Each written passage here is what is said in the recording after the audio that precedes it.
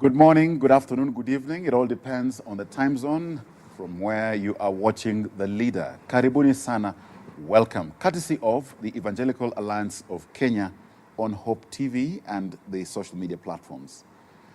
The countdown to the elections in Kenya is on. For some, it has taken forever. For others, they can hardly wait. But for us here, we're here to discuss, unpack, and give you an informed perspective on what your role should be. And today's topic is one that will be of interest to you because it's all about manifestos, it's all about campaigns, it's all about debates. How should Kenyans decide come 9th August 2022, which is barely 12 and a half days away? And to help us in this discussion, we have none other than Ms. Joy Wandabwa from PROCMURA. Karibu sana.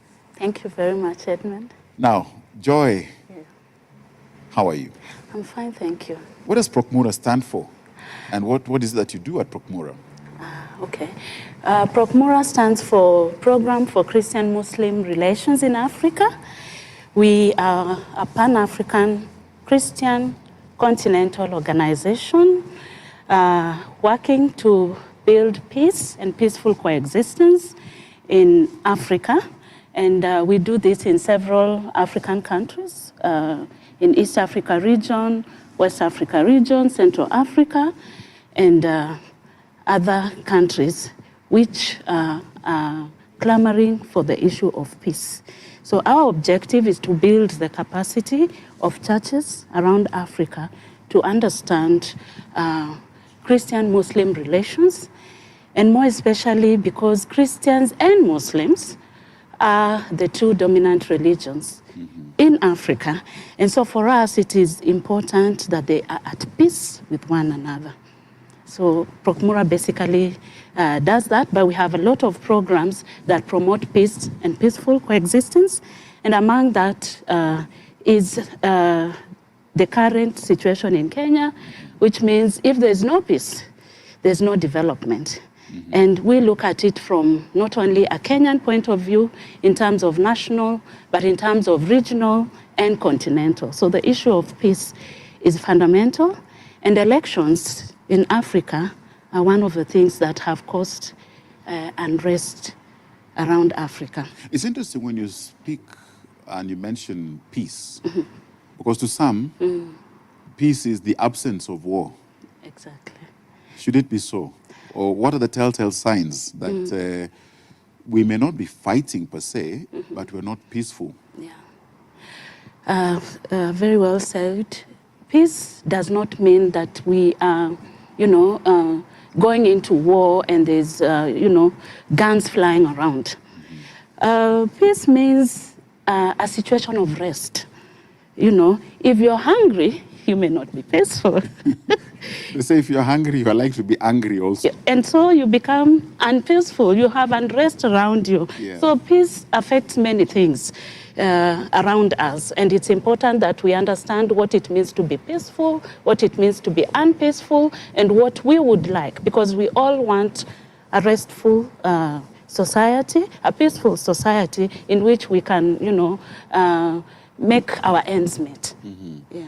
Now let's get to where we are as a country in Kenya here. Politics is about to get to fever pitch. This is the last stretch, as they say. Yeah. Now when you have competing sides all advancing their rationale why it should be them, not the other. How should they view each other? Are they competitors? Are they opponents? Are they enemies? Because the vitriol, the language, the positioning seems like we are going to implode as a country.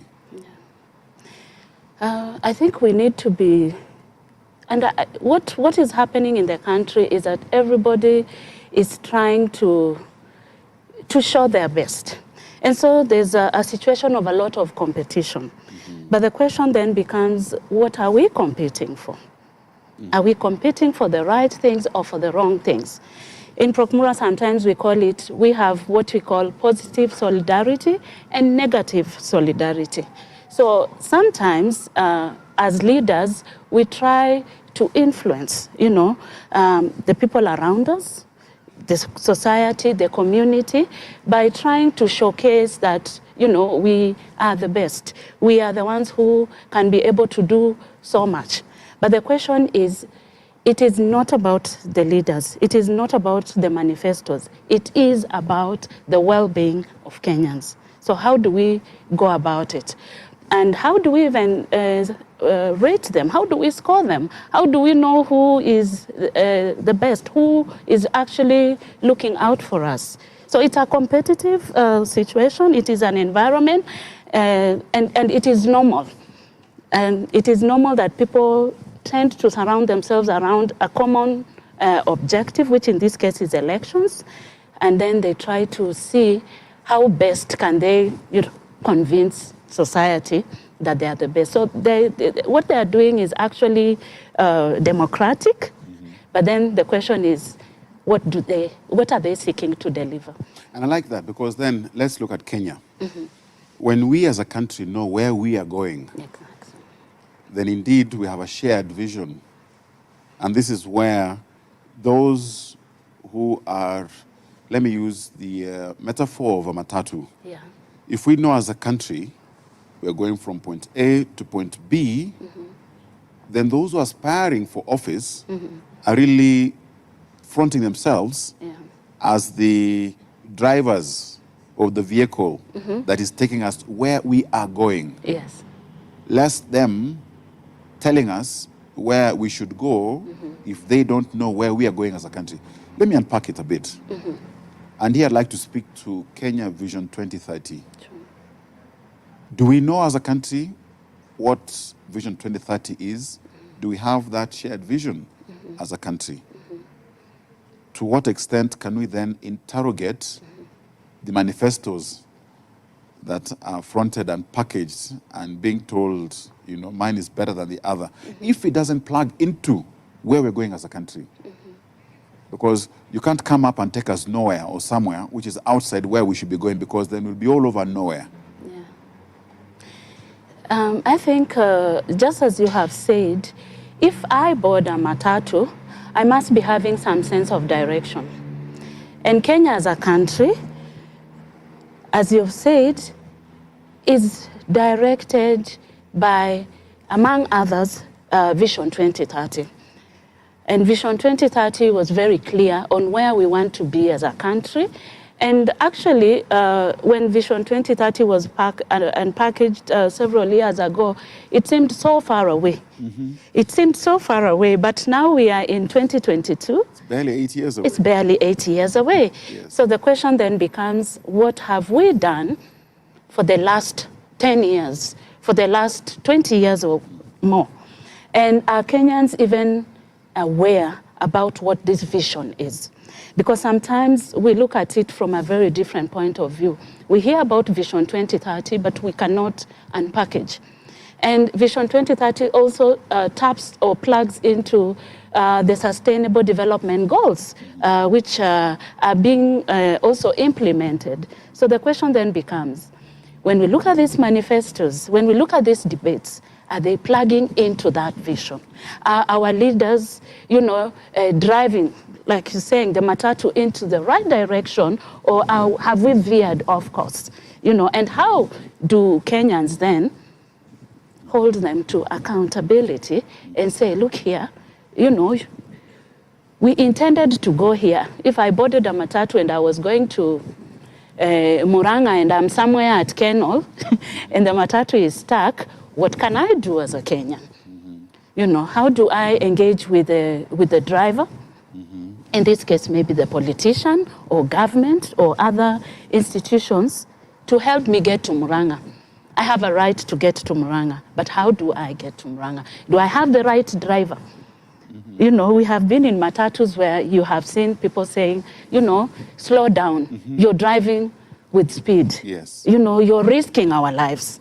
How do you put all of us here and you're going to kill us or something like that. But are Kenyans doing that? And our leaders, are they looking out for these people in that matatu for their safety to get to their destination? Now, manifestos, what are they? Because on the face of it, when I speaking and asking for a friend and I listen to all these different manifestos, we're being promised heaven on earth. In fact, you begin wondering whether we need heaven after this, because Kenya will be the land to be. I think a manifesto, is a document, which the leader says, this is what I'm going to do. It is a promise. It is barely a promise. And we have seen manifestos, election in, election out. And they are very flowery. They are full of promises. But are these promises delivered?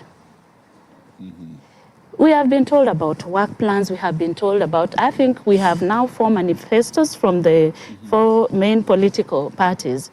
But then, how do we interrogate these manifestos? How do we relate with them?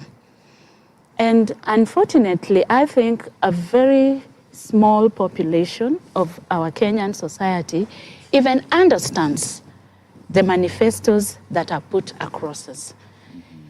If we would go back to 2017, I think maybe we picked 2 or 3 things from those manifestos.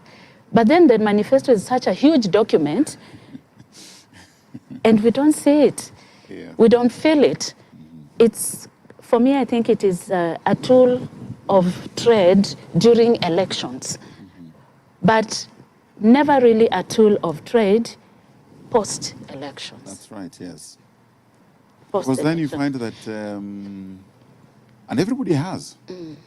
I mean, you'll have political party, you'll have the coalitions, then they harmonize the so-called manifestos, then you have individuals in terms of the aspirants with their own manifestos. And then you'll have, there's a whole cocktail of so-called manifesto, left, right, and the Kenyans get confused. Confused, actually, that's the word. Maybe that's the intention, that you can't consume what you can't understand. I think the question I would also just like to pose to Kenyans is, how many of us even vote because of those manifestos? How many of us vote because are convinced? How many of us have sat down and interrogated the 4 manifestos and felt like, okay, without all the politics around it, without favoring, I am this tribe and I'm going to vote this tribe, I am this. You understand? How do I relate? Do I relate, for example, with the manifesto of Kenya Kwanza, or is it Azimio, or Roots Party, or what? How do I relate with it? So that by the time I am going to vote, I have carefully read through. And time is not lost. 11 days to the elections, we can still interrogate those manifestos and see what is best for us. That is the ideal. But truth be told, by now, in fact, there are those who, they couldn't care about manifestos. Exactly. I have decided I will vote for joy, come, rain, come, sun, come, irrespective, just because. And that is the folly of our system. And unfortunately, we are also contributing as Kenyans, as voters, to that situation which we are trying to fight. If you're going to vote for joy, can you vote because joy is capable? Can you vote because joy is a leader of integrity? Can you vote because I have a track record to show that I am capable of advocating, delivering a number of things? I think that is where we are as Kenya. And you talk about manifestos. Most of the leaders today, some of them are coming back. Some of them are going there for the first time. But starting with those ones who are even coming back, my member of parliament, have they delivered? Because if I come from that society, then I need to see that that society has progressed. you as a Kenyan, you are also accountable. You have a role to play. You have a role to play. Not a spectator. You cannot say that, our MP does this and they don't do this, and our MCA does this and they don't do this. How have you held them accountable? What were you doing? What were you doing? You can't wait for 5 years to go back to the ballot and put either the same person in place, whether they have delivered or not. Does that matter to you? Does it speak to you? That's where the change must come from. That's where you should interrogate the manifestos, so that they are not flowery. Hold them accountable. I see in other countries, people hold their leaders accountable. They interrogate them, and they look at their track record. And if I'm coming for the first time, Joy works for Program for Christian-Muslim Relations. What has been her track record in PROCMURA or in the community where I live? Because many times we are like, okay, I don't belong. We look at it from the very individual and selfish point of view. But the truth is that we also, as Kenyan voters, have a role. In fact, the buck stops with us. The buck stops with Kenyans. So what can we do in the next 11 days or so? What kind of leaders do we want to put into our offices so that we don't cry foul? Elections is one day. Governance or economic development and change is a marathon. What the manifestos are saying today, we are going to pay school fees, we are going to give free, I don't know, what and all that, it may not be so. Where is the money going to come from to do all these things? So can Kenyans look at it? You cannot say tomorrow, the price of flour is not going to go down tomorrow or on 10th of August just because you voted being convinced. It's a process. Have our leaders told us about these processes that affect our day-to-day? Or they're making promises. In the next 100 days, we are going to do this, we are going to do that, we are going to do this. Is it achievable? That's the question that Kenyans should be asking. But more importantly, they need to work hard on their own, because manna is not going to drop from heaven. It's not going to drop from our leaders. It is going to come from us. So manifestos for me, promises, very flowery promises, but we need to be careful. Indeed, what you've just brought out in the last couple of minutes that is profound is that, one, as a country, we have a direction. Do we know where we're going? Do we understand? Do we appreciate where we're going? Two is that we must engage. We must be involved. Correct. That's very We have a responsibility, really more on us than anybody else. But again, fundamentally, election day is a milestone. It's not an end in itself. Not at all. Yeah. Because we have to see it within a timeline of the before, the during, and after. And what is our role? What's my responsibility? There are those who will say, come 9th, I will not vote. Yeah. I'm not going to decide. Yeah. In fact, can I suggest that the so-called undecided voters in all these polls, they've made a decision. Very true. And that decision is not to decide. So there's nothing of... You're undecided. You're undecided. You're either decided or undecided, but you fall in a category. You fall in a category. Yeah. Now, then comes the whole subject of campaigns. Because campaigns is all about, there is the ideal, perfect, nice, rational campaigning, but there's a lot of muddying the waters, embarrassing the other, unleashing skeletons by, the different formations. And I wish to default to scripture. Yeah, that's true. He who has no sin, let him be the first to cast a stone. So as much as I'm saying, Joy here did, Joy, that's okay. Yeah. But what about me? But I'm not saying we then get into a collusion of the crafty. Yeah. Since we all have skeletons, then we agree we don't unleash. I put it to us that Kenya is in a season of revelation. Yeah. We will know what you kept, what you thought you were hiding, what you didn't want us to know. So, campaigns. How should we engage in campaigns? What are we doing wrong? What should we do right? And from your experience, how does that contribute to interfaith relationship,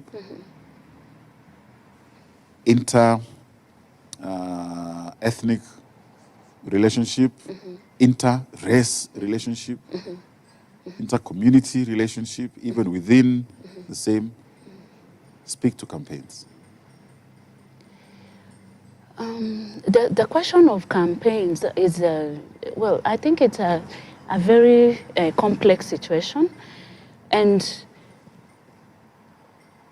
you'll find that it actually takes a lot of our time.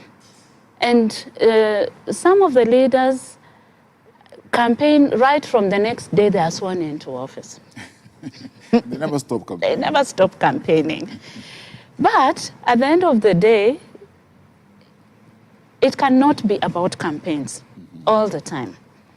It is a season, and I think we need to learn from it. There are countries who go into campaigning, and the sooner the elections is finished, we have crossed that line, and now we move into development.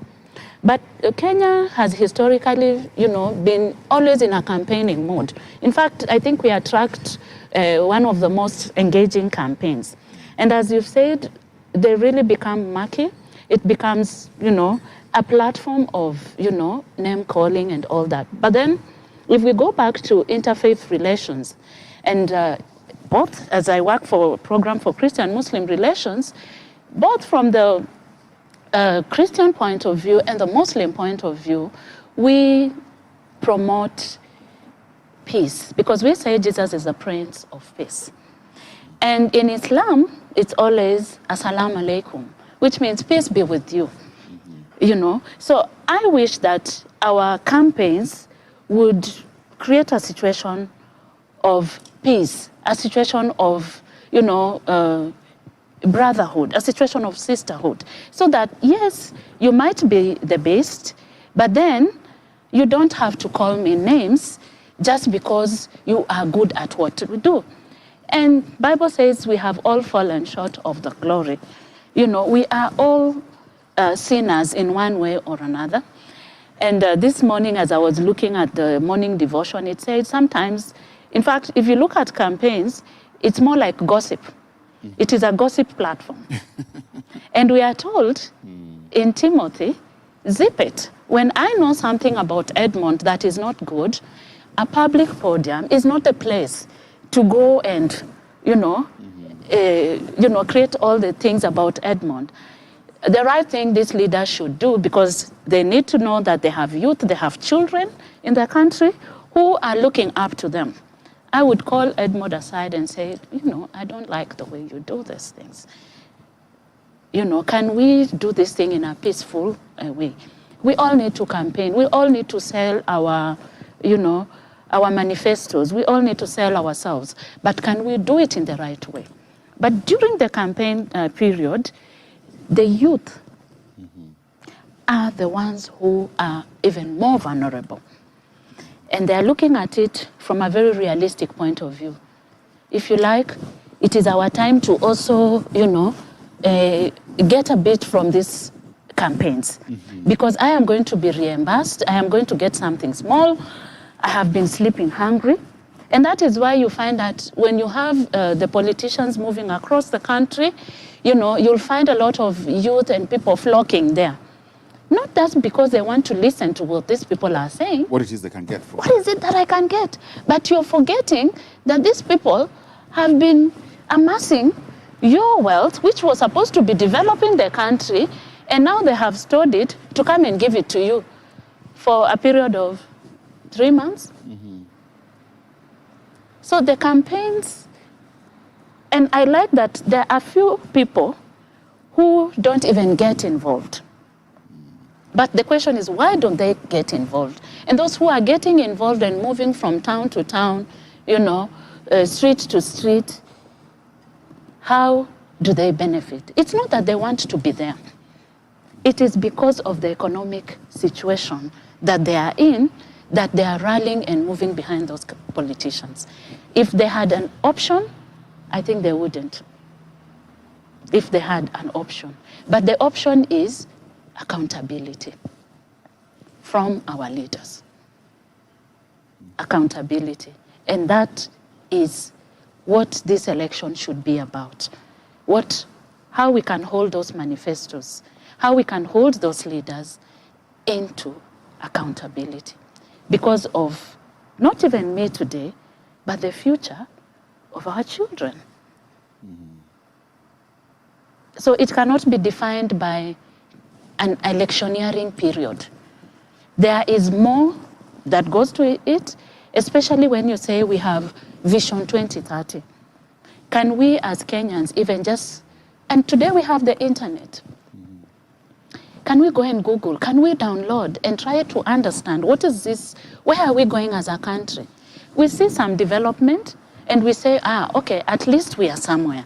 But then, have we gotten the best of it? Or we are not yet there? So we need to interrogate. We need to engage. All the manifestos, this campaigning, because if you look at the campaigning, I have not seen a podium where they now also invite, non-politicians to come and ask them, what have you been doing? Those platforms never involve that. It's always that so-and-so will do this, so-and-so did not do this, so-and-so did not do this, and all these kind of things. But when we are seated there in the crowd, do we get a chance to? And I think, interesting you've said that, because I think in political rallies, mass, it's all about hype. Exactly. Momentary hype, take it on a high, but then they'll argue and tell you, no. We'll arrange the town halls where you can interrogate and you'll ask us questions. How many town halls have been arranged? And to what extent are those participants of town halls empowered with enough information to interrogate these leaders availing themselves for the town halls? It is good, it's in the right direction, but I guess it's progressive, we're evolving. And I think maybe we have grown a bit, or we have matured a bit in terms of maybe public accountability and public participation, but not yet there. Because as you say, if they're in the town halls, if I go to, some county, will I be able to see what this county committed to do and what it has done for the last 5 years, so that then I interrogate based on factual information. But many times you will find that either we can't access those documents, or we also do not have the interest of checking into those documents.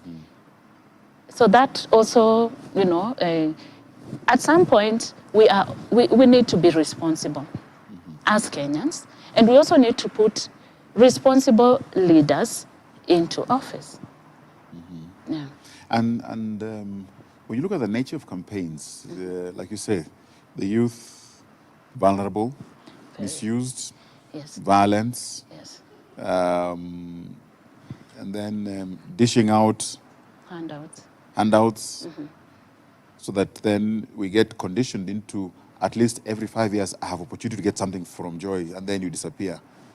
I'm actually doing myself a lot of injustice. So can we hold ourselves to account first? How should we engage? What are we doing wrong? And how do we stop that culture of handouts? How do we get rid of that culture? PROCMURA is currently running a campaign in Nairobi, in Kibra, and Madari, and other areas, on peaceful elections. And youth are the target. And our campaign is dubbed China Money Campaign, CHAI. And so we're saying, let's sit together and have a conversation over a cup of tea and look beyond elections. After elections, what is going to happen? But many times, like you're saying, the youth are pulled into, are used. Yesterday, we were actually in a conference organized by EAK and NACADA, and the concern was that there's a lot of drug and alcohol abuse. And during these campaigns, you will see that most of these youth, they are intoxicated with the alcohol, with the drugs, and that's how they move from one rally to another. And so when PROCMURA went with some tea, they were like, you know, because we're used to handouts, you know. And we are saying we don't want to give handouts. We want to discuss. We want to have a conversation. We want you to reflect what happened in 2017, what happened in 2013 after the violence. And we want you to say now, we are not going to be led into violence just because of elections. We can sit together and have a conversation. And we don't need to be bribed and given handouts so that we are able to vote. And I think as a church, as faith-based organizations, even as institutions, private sector and all that, we need to support these youth who are vulnerable so that we can, in one way, even if we cannot stop it completely, but we can prevent it. We can prevent them. We can protect them from being, you know, politicized. Sometimes we call it politicization of religion and religionization of politics. That always also comes into play. You see politicians going into the church, you know, politicizing religion, and religious leaders also being drawn into politics. So the environment is very toxic. It needs a lot of engagement. It needs a lot of education. There are so many things which these leaders and in their manifestos are not talking about. They are not talking about. We need to find the root cause of why unga is expensive.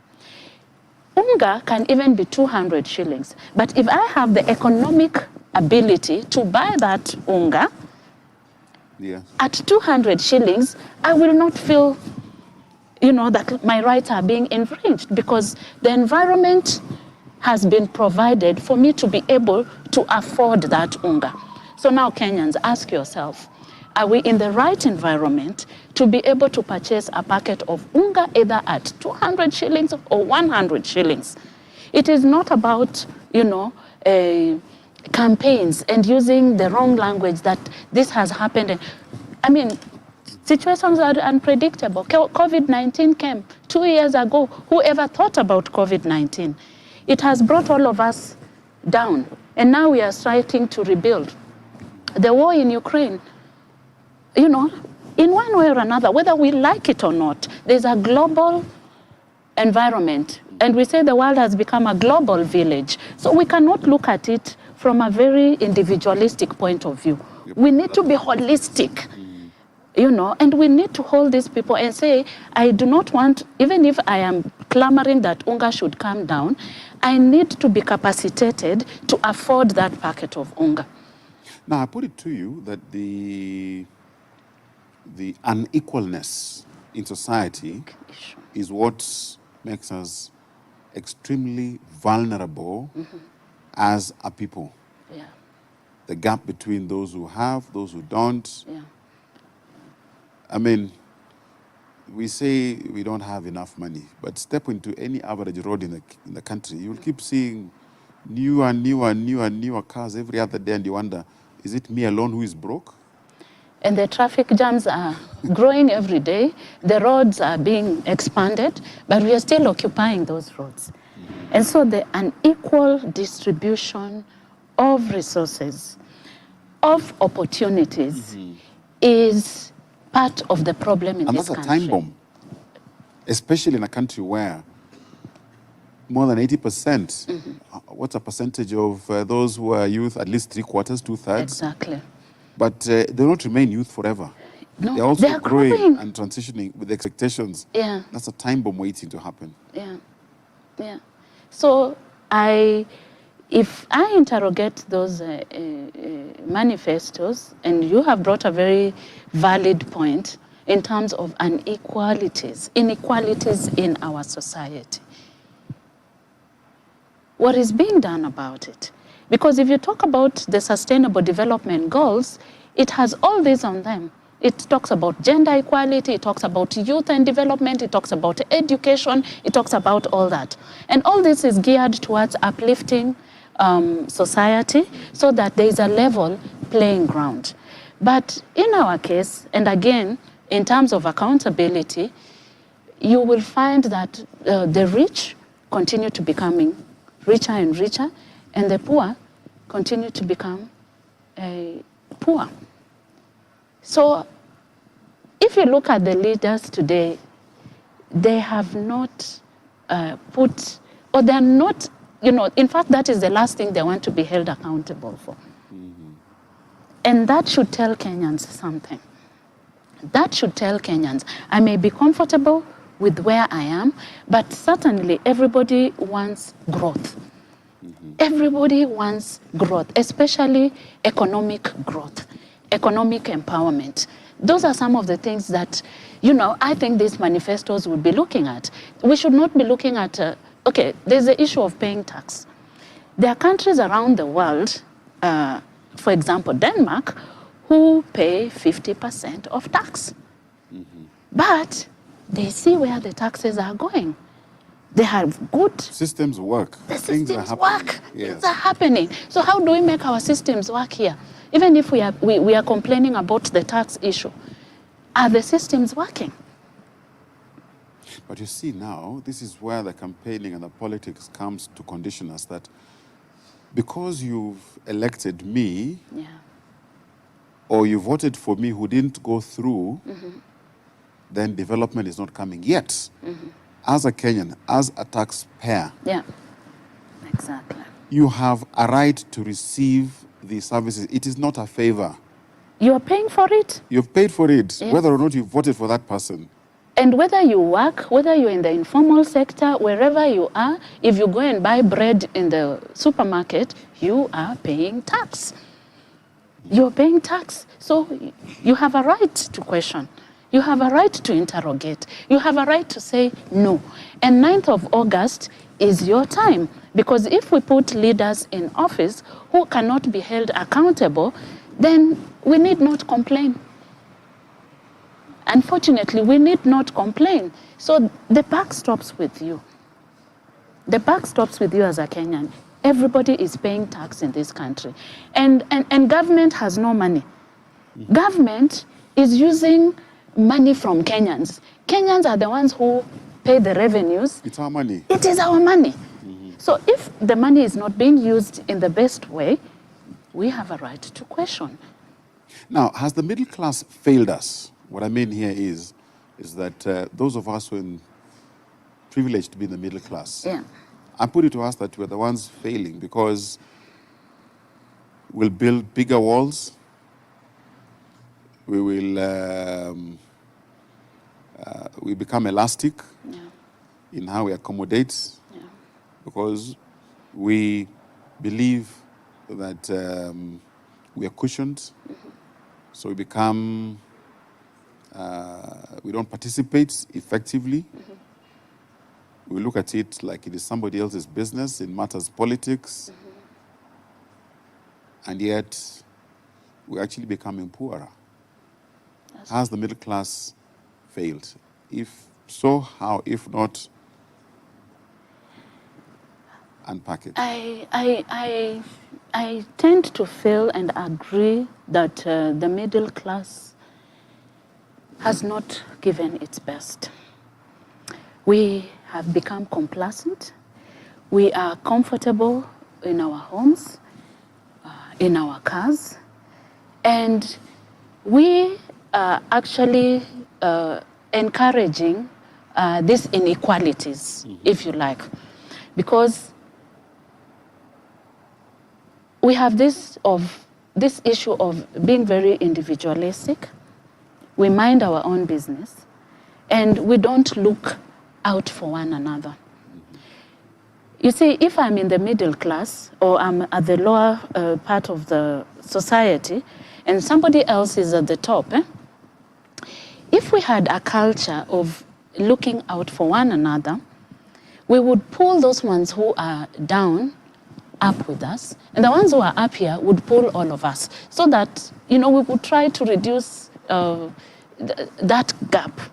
But the middle class, in fact, many times, if you talk about the political rallies, you will not find a big chunk of the middle class you won't there. see them. They're not there. They will wait to interrogate on Twitter.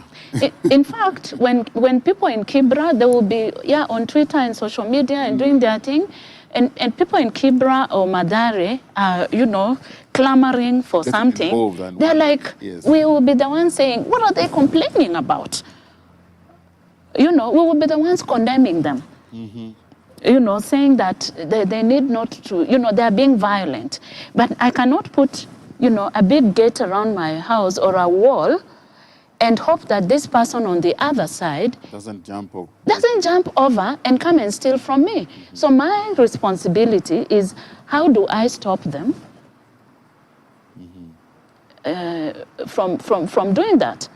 I have seen politicians in some of the places we come from, and I am always asking myself, these people, they are widely traveled, they are knowledgeable, they are so skilled, they see what happens out there. As leaders, why can't they even just emulate what is happening there? We are talking about, for example, the issue of maize. Now, where does the maize come from in Kenya? The maize comes from the fruit basket of Kenya, Trans Nzoia, Bungoma, and all that. Yes. And I ask our leaders and I challenge, because I happen to come from there. But the question is, how many milling factories do we have there? That's about empowerment. Exactly. That is about empowerment. How many milling factories have been put in Trans Nzoia, in Bungoma, in Kakamega, to be able to empower the people around there so they don't have to come and live in poverty in Nairobi, and they can work right from their farms. They can be, have economic empowerment. They can take their children to school from the staple food that they grow. Our leaders in Western have not been able to deliver that, no, unfortunately. And we are still voting them in office. Season in, season out. Season in, season out. Why do we do that? Why do we do that? Because that's the only way we can break ourselves from this issue of inequality. Because if I have empowerment, I will feel more encouraged. Perhaps I harvested 5 bags of maize. I saw the value of maize. Next year, I will be more encouraged to grow 10 because of the benefits that I'm reaping. But we, the middle class, are coming from Nairobi. They don't grow the maize. They go there. Become brokers. They become brokers. You see how we are supporting the system? So it is kind of like a man-eat man society.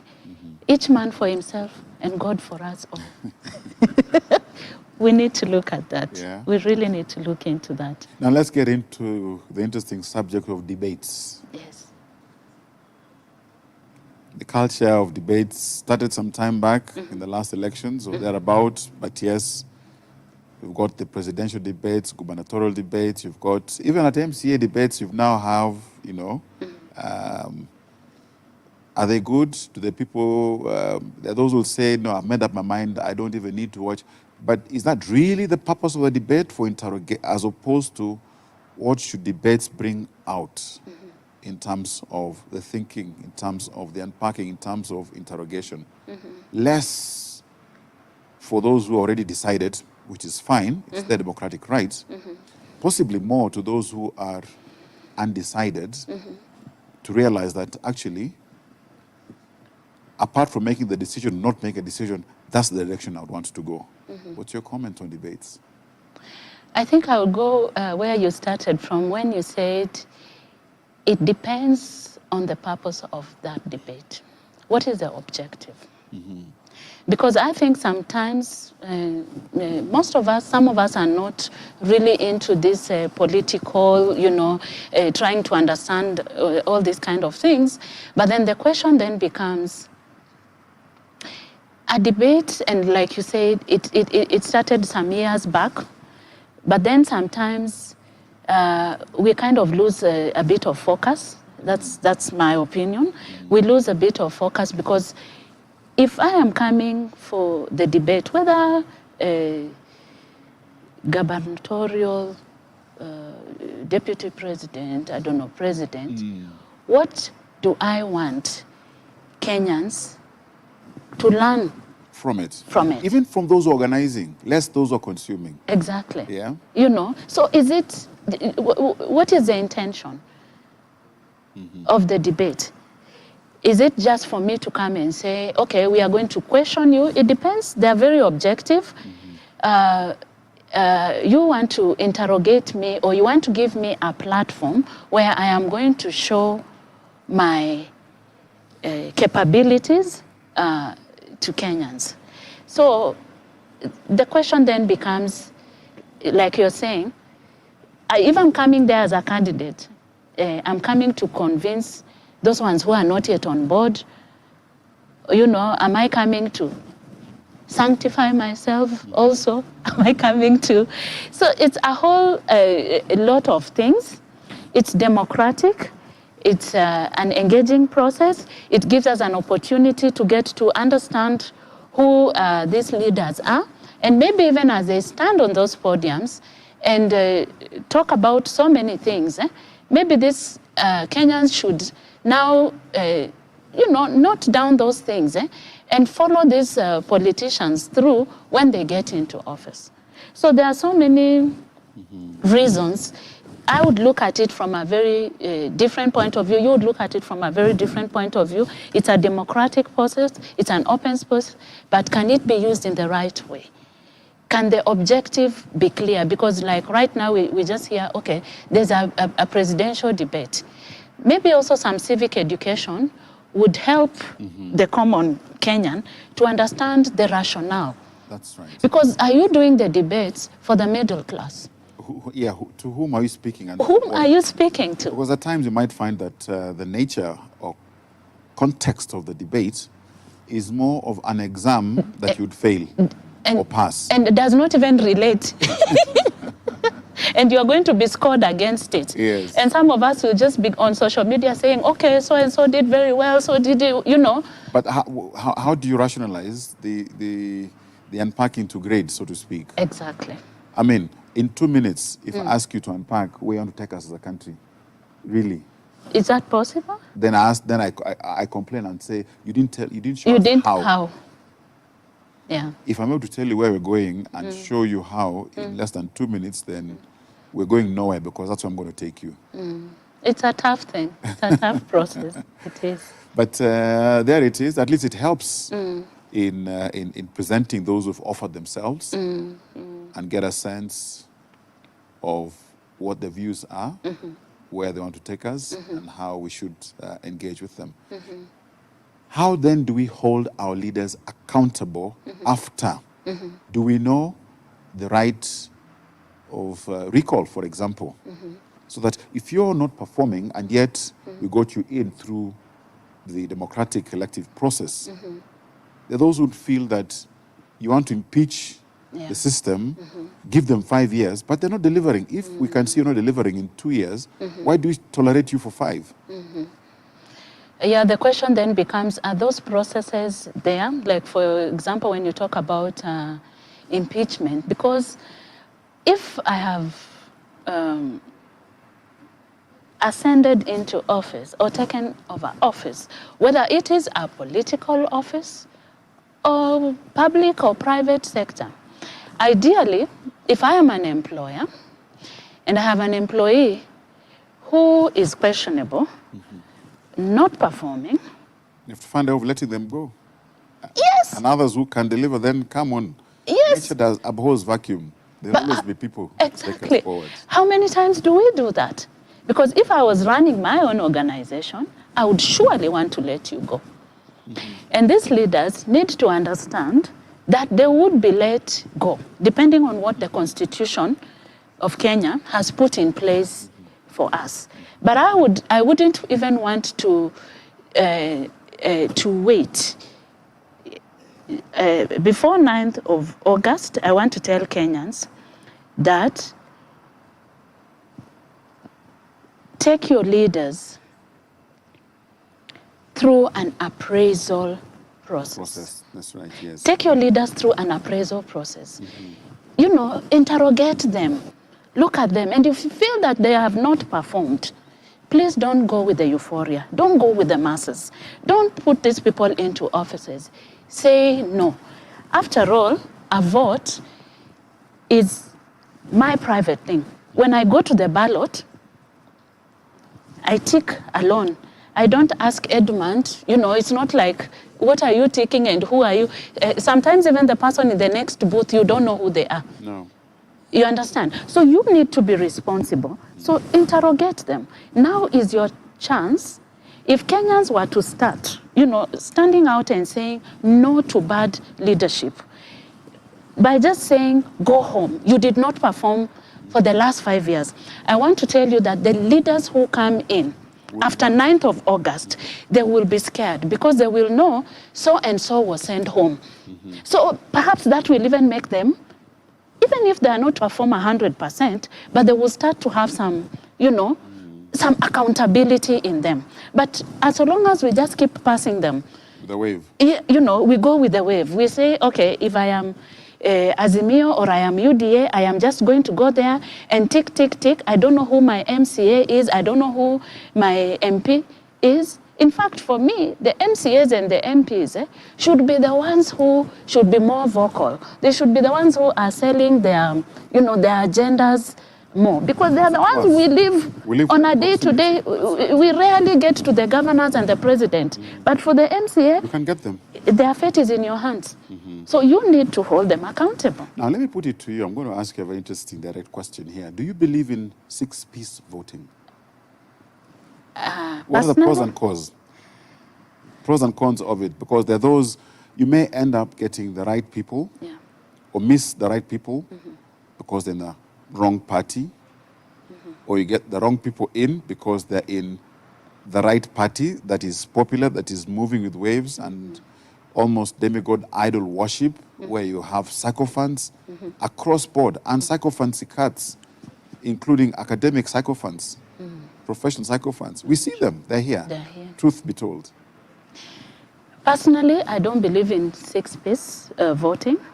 I believe I should vote in a leader based on their credentials, based on their integrity, based on what they have been able to do. And this cuts across even in our work when I talk to you about politicization of religion, the regionalization of politics. You know, we encourage even those of our constituencies, and if you go to other countries, for example, Nigeria and all that where we work, you will find that there's always, they try to strike a balance. They will say that if the president is a Christian, The vice should be it should be a Muslim, because of striking the balance. Well, that is very important. But the problem should be, if I am going to vote for you as a vice president, I need to understand what you are all about. I should not vote for you because you are a Christian. If your competitor is a Muslim and they can be able to perform better, then I will vote for the Muslim. If my competitor is one tribe or the other, we should not vote for them because they are my tribe. We should vote for them because of what they are able to do. And unless Kenyans start understanding that this is the way to go, it becomes very, very difficult. We will go there, we will say Azimio, UDA, or Roots. And then, after 10th of August, we are going to be asking ourselves, not even 10th of August, 1 year, 2 years down the road, it's like, what did we do to ourselves? So if you don't want to ask yourself that question, this is the time to make sure. This is the time. You have 11 days. You have 11 days to make that decision and say, I want to vote for somebody who is going to change my life, or even if not my life, but the society, the environment in which I live. So what tips would you have beyond 9th August? Practical tips for engagement at the individual level, at the family level, community level, so that then we make the right decisions. Beyond the elections? Beyond the elections, yes. How do we hold? What tips would you have? For example, now you brought out the different layers that you have, the MCAs, you know, you've got the members of parliament, etc., and so on. How do we engage to hold them account? What can we do? What can you and I do where I stay, practically speaking? What tips can you have? What can you share? I think I would want to start with maybe more the middle class people. If I voted in a leader and I went and ticked you in that ballot, I need to get to know who you are. Because unfortunately, most of us, when we come to the MCA, very few people even know which MCA is going to do what. Can we try and engage? Can we try and understand? Maybe what was the manifesto? What was the objective of this person? You know, and you see them going. I don't even understand why after 9th of August and people have successfully gotten into office, you see them doing some home parties. It's a complete waste of resources. You know, they want to go and say, now and after the, what do you call it? The Meet the People party, yes. That is the end of the story. How can we engage them further? How can we find out who they are? How, for example, and when this allocation of resources, for example, is happening, get involved. Yes, get involved. Get to know what has been assigned to my constituency.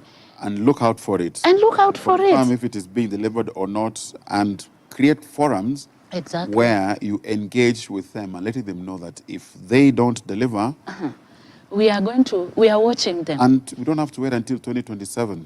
And then we start saying, oh, it was, no. We need to do it now. We need to understand those forums. We need to understand even our constitution a lot more. We need to know what does it provide for us, and how do we seek redress when we are not happy with the, an MCA. But unfortunately, again, for Kenyan society, sometimes you'll be the only one speaking.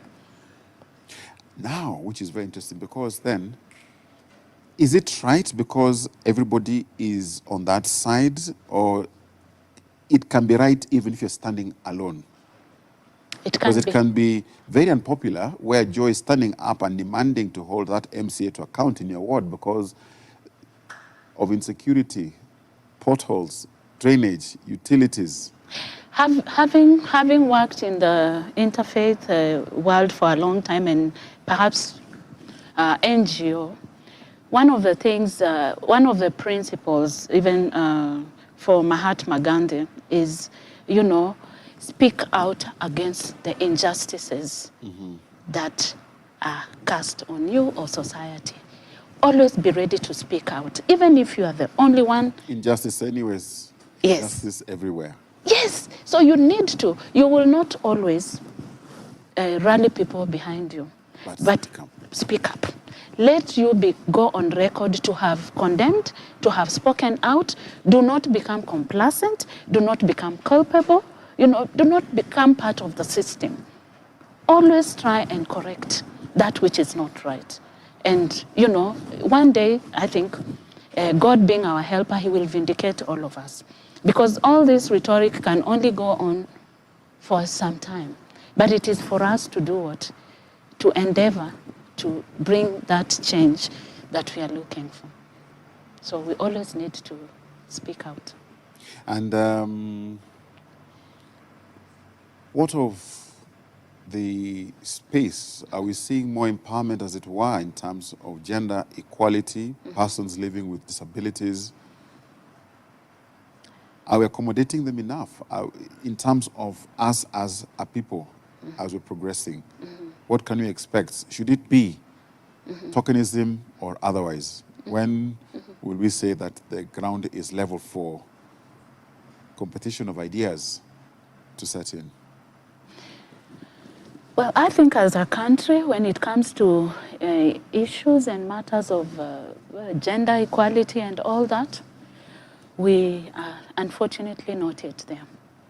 Still, there's so much that needs to be done, and there's so much that that can be done. You know, we talk about empowerment, you know, for those people who are living in vulnerable communities, and the situation is not good. Sometime, I think early or late last year, you know, my organization had a program in Turkana.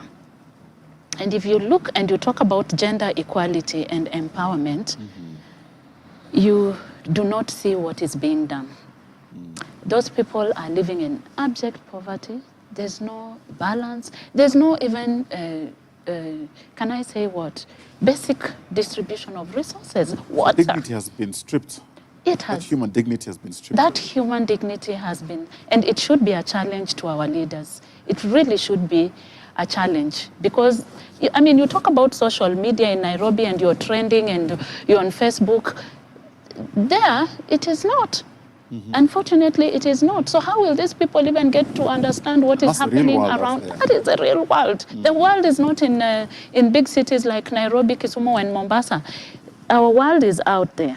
And, you know, we will be judged based on what is happening to those communities, to those societies. Those people need to be empowered. How can the church then aid in holding our leaders to account? And church here is not, I'm talking of church corporate, Yes. and I'm talking church the individual, because sometimes we Christians expect that church is speaking when our leaders in church are speaking. But we forget that the church is you and I. We are the temple of Christ in us. Exactly. So very quickly, how can the church be part of this change that we want and hold our leaders to account as we finish? I think the church plays a very key role in our society today. And many people look up to the voice of the church. And just as you're saying, the church is you and me. The church cannot be a church without you and I, because we are the ones who form that congregation. We are the ones who, you know, come together and support the church in activities. So the church needs to rally and speak out. And I saw yesterday, or this morning, my Archbishop, SEK, speaking out, you know, about these elections and what needs to be done. The church needs to take that forefront. And they need to play a neutral role, and they don't need to be seen to be partisan, because we really look out to what they say. And if they keep that objectivity, then they will encourage more and more Kenyans to reach out. They need to hold politicians into accountability. They should not be politicized into what is happening now, and they shouldn't take sides.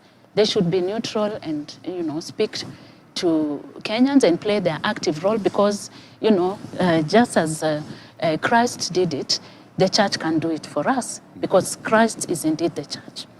And on that note, the church is partisan to Christian values, not to political sides. Yeah. And thank you so much, Joy. It's been an engaging discussion. Thank you. We really appreciate you finding time to be with us today. Yes. And that has been The Leader. Thank you. Indeed, let's do this next week as the countdown is on. 12 days away. In 1 week's time, it will be 5 days away. Interrogate the manifestos. Don't get swept with waves in the campaigns. And remember, on election day, it is a day, but there is life after the election, and we must hold our leaders to account. As you hold ourselves to account, do the right thing. Thank you for the privilege of your time. Till next week, God bless.